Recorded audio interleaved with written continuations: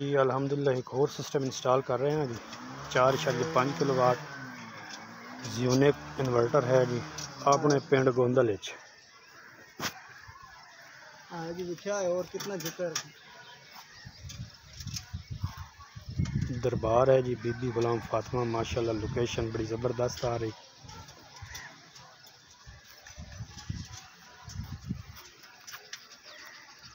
जिनको N tap bifacial panel है जी 580-85 वाट। फ़िलहाल 5 पैनल इंस्टॉल कर रहे हैं जी। L2 फ्रेम है जी। साडे मिस्त्री साहब हैं इखलाक साहब समी साहब हैं।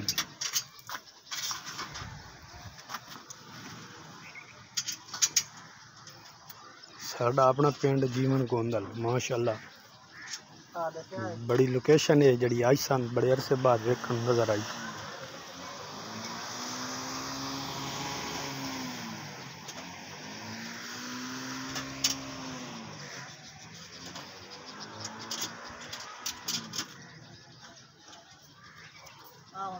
ठीक है